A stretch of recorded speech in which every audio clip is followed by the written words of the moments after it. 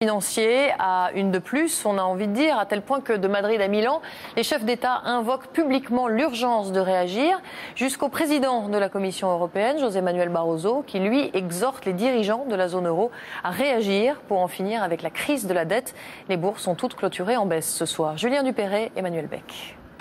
Ne jamais se fier aux applaudissements à l'ouverture de New York, ils sont quotidiens même quand la bourse chute. Les marchés fébriles, malgré le vote du plan anti-faillite des États-Unis.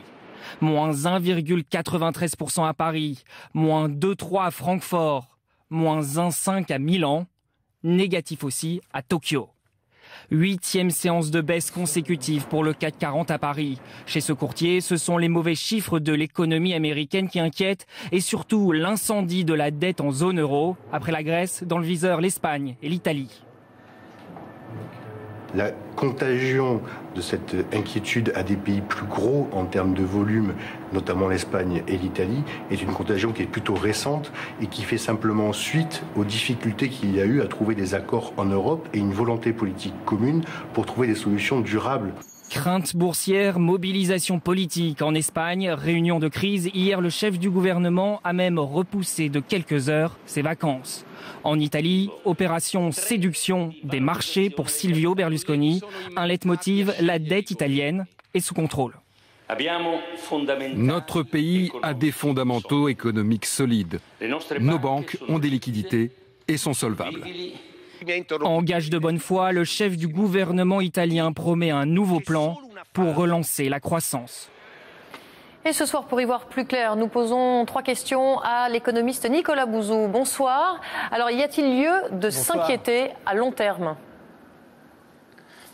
Oui, il y a sans doute lieu de s'inquiéter sans vouloir jouer les Cassandres. Il faut bien comprendre que ce qui se passe sur les marchés financiers, c'est le reflet de ce qui se passe dans l'économie réelle, avec au fond 2 types de problèmes dans les pays développés. Déjà une faible croissance, y compris aux États-Unis, ce qui est assez nouveau, et puis un endettement des États qui est très important. De la même façon que vous avez des ménages qui sont surendettés, vous avez aujourd'hui des États qui sont surendettés. C'est le cas des États-Unis, c'est le cas bien évidemment d'un certain nombre de pays de la zone euro. Alors évidemment, depuis des mois, nous étions focalisés sur la Grèce. Les marchés mettent à l'index l'Espagne et l'Italie.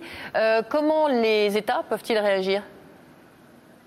Alors déjà, ils doivent réagir au niveau national. C'est-à-dire qu'ils doivent mettre en place en même temps des plans d'austérité, ce qu'on appelle des plans d'austérité, c'est-à-dire des plans d'augmentation des impôts, de relèvement de la fiscalité, et puis aussi des plans qui visent à faire baisser la dépense publique, parce que justement, mettre fin à ce surendettement des États, ça passe par la réduction des déficits, et la réduction des déficits, c'est plus de recettes fiscales, et puis moins de dépenses publiques. Et à côté de ça, et en même temps, il faut mettre en place des politiques de croissance économique, justement pour faire les deux à la fois. Et tout le défi de la politique économique des grands pays développés, c'est justement de faire de l'austérité, mais en essayant de protéger, voire même de dynamiser la croissance. Et justement, c'est ce qu'essaient de faire aujourd'hui des pays comme l'Espagne et l'Italie.